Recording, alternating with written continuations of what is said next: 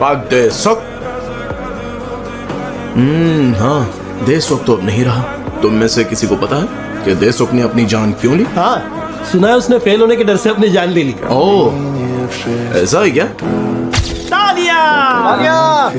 तो अब हम इसे देने जा रहे हैं बेगाने पोपट की शाही छड़ी, जो देगा पिछला पोपट योंगमिन। चल रुक जा, उठ और तोहफा कबूल कर। दे दो इसे ये शाही छड़ी।